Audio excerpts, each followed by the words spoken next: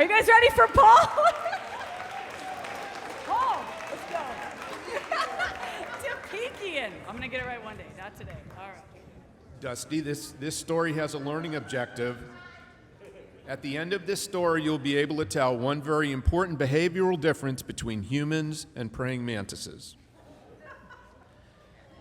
And I hate to say this, but 50 years ago, I was a naive 17-year-old heading off to college and somewhat insecure, and I took off, and I ended up in this college in the middle of nowhere, Illinois, and I ended up with a roommate who was Turkish. And if Dusty had pronounced my name correctly, you would know that I'm Armenian, and Armenians and Turks don't get along well, and so I moved out, he kept the room, and I went looking for another place to cohabitate for a bit. And in the 70s, Vietnam was going on, and there were lots of people going to school, and there was really nobody for me to room with except this girl, Barb, who had a spare bed. And so I moved into the girls' dorm, Stoddard, on the second floor. No romantic involvement whatsoever, but it was a bed. I could be there. I learned a protocol about using the bathroom, put a towel on, and yell "man on" if somebody walks in and whatnot. So I get invited by Barb and her friends Jan and this other girl to go out to the coal mine lake to go swimming. They're going with a bunch of guys from Butler, and I was hoping I would be able to get one of the guys in Butler to potentially be my roommate. So it's like, this is great. So I get in the car, we go out to this coal mine lake, and growing up in New York, when you went swimming, you went to a county pool or a city pool, or you went to the beach, and in those places, people wore bathing suits. When we went to the coal mine lake and got out of the car, all of a sudden everybody starts taking their clothes off, and I'm like, oh, wait a second, there's three girls, they're naked, and I'm standing there, and I have never seen a three-dimensional naked girl before. I've seen two-dimensional naked girls, usually with like a fold in the middle somewhere, and strategically placed hands and all this other stuff. But here's like they're just jumping around, and I'm like, holy shit, what am I gonna do? And my brain froze, okay?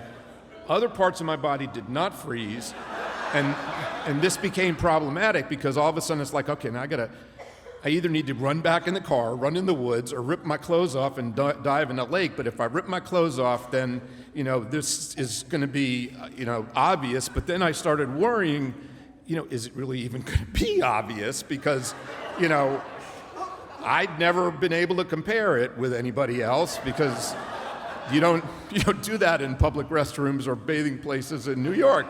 So I got my clothes off, I got in the water. Flash would have been impressed with me. I mean, I was like in the water, and thankfully the water was a little murky. It's not as bad as Galveston, but it was enough that, nobody could tell what was going on down below. And, and then we spent 45 minutes just swimming, and like it was no big deal. And the guys from Butler never showed up, and okay, fine. Then it was time to go back to campus, and we all got out and dried off, and it was like, okay, well, nobody seems to care. Get back in the car. When you're 17 and all of a sudden you're faced with this, it's like a mind blower. So back at the dorm, we're getting out, going into the dorm, and Jan, who's got the car, says, you need to check on ticks because, we've been out in the woods, and I didn't know what a tick was because I grew up in New York. We don't have ticks, or if we did have ticks, they were like, the tick was something you did with your face, not an insect. And she mentioned to Barb that, she thought she saw one on me, so okay, fine. Barb explains to me what to do, and so I go into the bathroom, put my towel on the door, and, clean myself off and check for ticks, and I don't have any ticks. And then I hear the door open, and I yell, man on, man on. It's like somebody's coming in, and it was Barb coming in, and she was naked again. And it was like, then my brain started figuring out something was going on here that I really didn't understand. And she checked me for ticks, and that became problematic because we did not have any protection.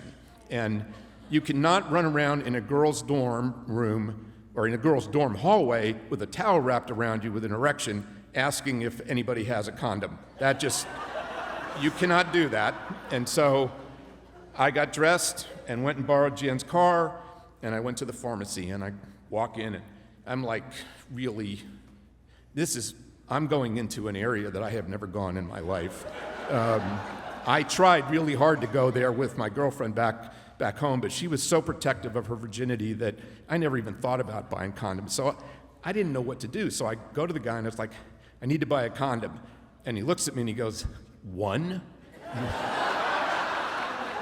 One condom? Nobody buys one condom. And he was like, okay, well, I need to buy condoms. And he says, he said, this is true. What size? It's like the size thing again. You know, I don't know, mediocre. And he said, no problem. And he gave me, you know, I paid for the condoms. I went back, and I didn't know how to use them. Barb showed me, and, you know, Flash showed up again because faster than I ever knew it could happen. You know, what I had anticipated happened, but it was sort of like, and Barb and I both were sort of joking about the fact that it probably was really mediocre. And then I realized why the guy had said you really, you know, you want more than one condom. It's like, okay, I understand now. So here's the learning objective. Thank God humans and praying mantises do not practice copulation the same way, because praying mantises practice cannibalistic copulation. When they have sex, the female eats the head off of the male when they're done. And it's like, Jesus, if that had happened, that would have been like, there would be none of us in this world. Because I'm sure the first time anybody out there, as a guy, had sex, it was about as fast as mine, and we'd all be dead. But I was very fortunate because she gave me a second chance. Anyhow, thank you very much.